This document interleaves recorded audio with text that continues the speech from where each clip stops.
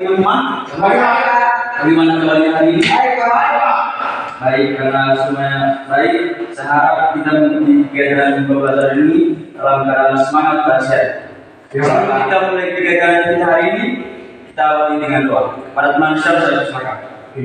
Teman saya paling kita berdoa dengan kepercayaan kita masing-masing. Berdoa mulai. Sudah selesai. Oke, terus cepat melancar. Selanjutnya kita mulai dengan materi. Mungkin dari teman-teman masih ingat materi kemarin, pertemuan kemarin? Tidak, Pak. Lupa. Untuk pertemuan kemarin itu tentang periodisasi zaman prasejarah, yaitu adanya pembagian atau pempakan zaman sejarah. Sekarang pada materi pada hari ini itu tentang zaman prasejarah. Mungkin dari teman-teman ada yang tahu apa itu zaman prasejarah? Tahu, Pak? Tidak tahu. Jadi zaman prasejarah itu adalah istilah kata yang berarti pra, yaitu sebelum, dan aksara itu berarti tulisan. Di mana yang dimaksud dengan zaman prasejarah di sini yaitu masa di mana manusia belum mengenal tulisan. Yang disebut juga masa prasejarah atau masa prasejarah yaitu suatu masa di mana manusia mengenal tulisan. Meski manusia belum mengenal tulisan, tidak berarti manusia tidak memiliki sejarah dan budayanya. Adapun batasan tertentu antara zaman prasejarah dengan zaman sejarah, yaitu mulai adanya atau ditemukannya tulisan. Zaman prasejarah ini adalah zaman yang paling sulit ditemukan bukti sejarah karena tidak terdapat peninggalan catatan tertulis dari zaman prasejarah. Keterangan pada zaman prasejarah ini itu dimulai melalui bidang-bidang ilmu seperti paleontologi, astronomi, biologi, geologi, antropologi, dan arkeologi. Yang berikut, adapun zaman prasejarah ditemukan yaitu ditemukannya fosil atau artefak, di mana fosil dan artefak ini ditemukan di daerah penggali situs prasejarah. Mungkin dari teman-teman ada yang tahu apa itu fosil dan artefak? Baik, saya akan menjelaskan. Jadi fosil itu sisa makhluk hidup yang telah waktu yang tertimbun dalam tanah berjuta-juta tahun. Jadi fosil itu berupa kerangka hewan, manusia maupun tumbuh-tumbuhan.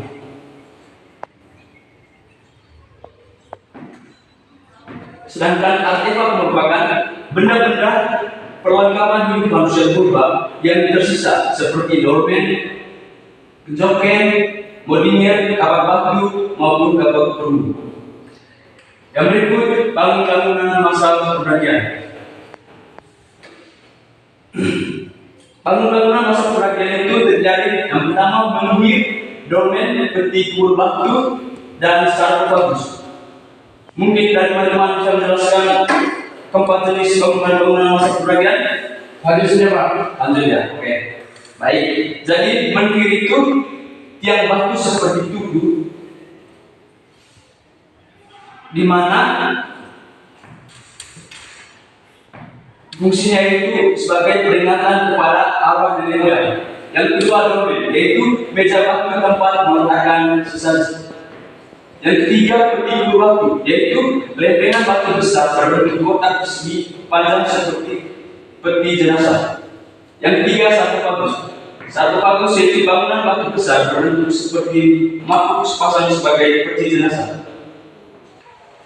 Yang berikut batu nenek moyang, yaitu bangunan berbentuk arca bagian kepala sebagai lambang nenek moyang.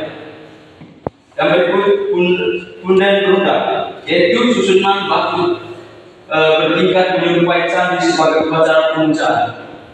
Yang berikut baduka, yaitu peti kubur batu berukuran kecil, mana bentuknya lurus dan memiliki dari dengan batu lebar. Mungkin teman-teman bisa melihat gambar itu bangunan masa peragian. Oh, berarti ini tadi yang kayak gambar-gambar yang Bapak jelaskan tadi. Ini contoh gambar. Ini contoh gambarnya. Jadi satu bagus menjadi formula domain dan kontak. Jadi ini bentuk atau gambarnya. Materi yang berikut yaitu jadi rasakan zaman arkeologi. Rasakan arkeologi zaman prasejarah itu dibagi menjadi beberapa bagian. Yang pertama Paleolitikum, di mana Paleolitikum ini disebut juga zaman kedua. Yang kedua Mesolitikum, di mana Mesolitikum ini yaitu zaman tengah. Yang ketiga Neolitikum, yaitu zaman baru. Dan yang keempat itu Megalitikum, disebut juga zaman besar. Dan yang kelima zaman logam atau disebut juga zaman permukaan zaman besi. Berikut ciri-ciri manusia di zaman prasejarah. Yang pertama Meganthropus paleozimanus, yaitu ciri-cirinya memiliki rahang bawah yang sangat tegap dan gigi geram yang sangat besar. Yang kedua memiliki bentuk gigi yang komodik. Yang ketiga memiliki otot-otot punya yang kuat.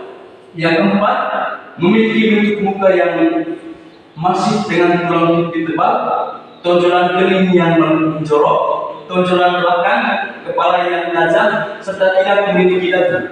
Jadi Meganthropus paleozimanus ini tidak memiliki dadu. Yang berikut memiliki jenis tumbuh-tumbuhan. Memakan jenis tumbuhan, makan. Yang berikut ciri manusia zaman prasejarah yaitu Pithecanthropus. Ciri-cirinya itu hidup pada masa sekitar 1 juta hingga 1,5 juta tahun silam. Yang kedua, memiliki tinggi badan sekitar 108 sampai 180 cm dengan berat badan rata-rata 50 sampai 100 kg. Yang keempat, memiliki volume otak sekitar 775 sampai 975 cm. Dan yang kelima, batang tulang lurus dengan tempat-tempat perlekatan otot yang sangat nyata. Berikut bentuk tubuh dengan anggota badan tegap, dan berikut bentuk kening menonjol sangat tebal, bentuk hidung tebal dan tidak memiliki dagu, serta bagian belakang kepala tampak menonjol. Yang berikut ciri yang ketiga itu dari Homo sapiens. Jadi Homo sapiens ini memiliki ciri volume otak bervariasi antara 1000 sampai 1450 cc. Yang kedua, otak besar dan otak kecil sudah berkembang, terutama pada bagian kulit otaknya. Jadi Homo sapiens ini otaknya sudah mulai berkembang masa itu. Yang ketiga, memiliki tinggi badan sekitar 130 sampai 210 dengan berat badan rata-rata 30 sampai 190 kg. Yang berikut, tulang tahi dan bagian belakang tengkorak sudah membulat dan tinggi.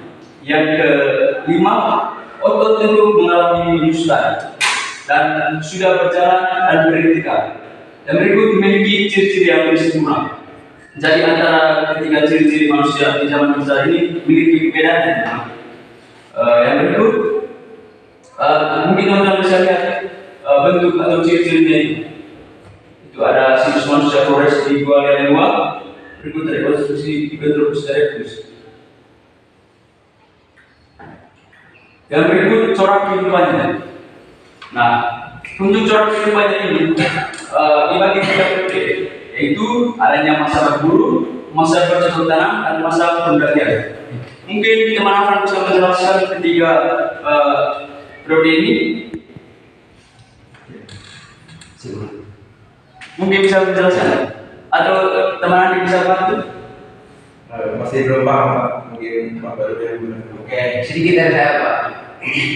Terkait dengan masa berburu pada waktu itu kan memang di mana manusia pada waktu itu bergantungan dengan tempat ataupun keadaan alam, di mana yang ada rempah, setelah manusia bisa hidup di situ. Kalau memang mereka hidupnya di gua pada waktu itu, ketika hasil-hasil alam yang ada di situ sudah habis, maka mereka itu pindah daripada tempat itu tidak ada tempat tinggal yang menetap, tetapi mereka berpatokan kepada di mana tempat yang bisa mereka dapat makanan, di situ mereka hidup seperti itu. Dan yang kedua, masa cocok tanam. Nah, memang untuk kita berbicara soal masa cocok tanam, yaitu saya rasa dilihat daripada sumber alam yang baru itu, memang yang di masa-masa berburu pada waktu itu yang menemukan cocok tanam itu seorang perempuan. di mana suami dari seorang perempuan itu pergi berburu, karena perempuan pada waktu itu sempat berpikir bahwa ketika saya hanya diam begitu saja, fungsi saya sebagai seorang perempuan apa? Sehingga perempuan itu membuat suatu aktivitas dan melakukan yang namanya melakukan cocok tanam di situ. Dan juga mereka waktu itu kan belum berpakaian ya, tetapi yang menemukan ide untuk bisa menutupi organ tubuhnya kayak jenis kelamin dari seorang perempuan itu, mereka juga yang menemukan dengan apa, menggunakan kulit kayu. Mereka berjemur dan ketika kering itu mereka pakai buatan mereka seperti itu.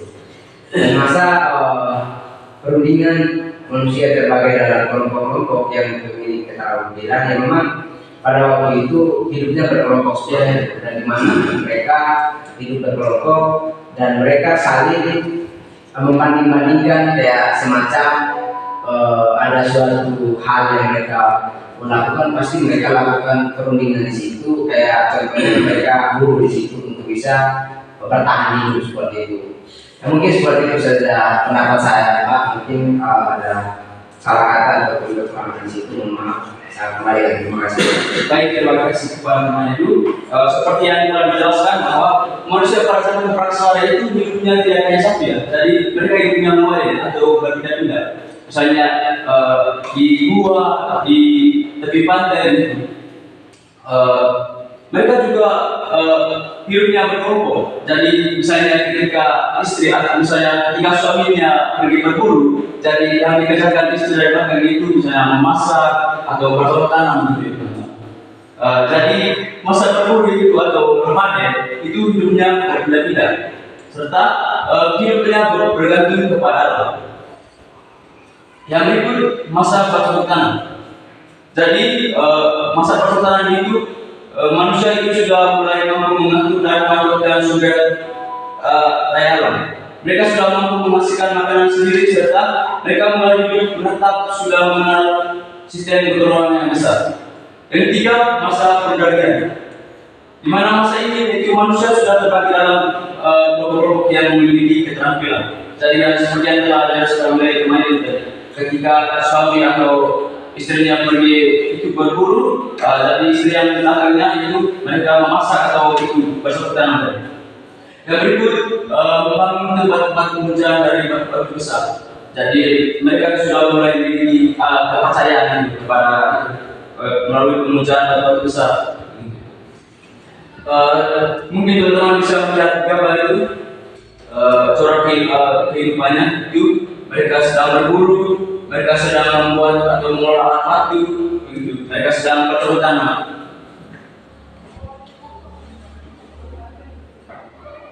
Itu. Baik, materi kita sampai di sini. Mungkin dari teman-teman ada pertanyaan atau ada yang belum paham atau mengerti, bisa bertanya. Sudah Pak, sudah paham. Mungkin dari saya Pak, mungkin sebelum materi kayak dari awal kan belum saya mungkin bisa cek hadiran untuk siswa gitu. Absen Pak. Absen. Oke, baik, saya ulang ya teman-teman. Teman apa hadir? Hadir Pak. Oke, Risa hadir? Hadir Pak. Ibu hadir? Hadir Pak. Risa hadir? Hadir Pak. Epen hadir? Hadir Pak. Oke. Baik, kalau tidak ada pertanyaan, materi kita pada hari ini sampai di sini. Semoga apa yang kalian dapat hari ini berguna bagi masa depan kalian. Saya ucapkan terima kasih.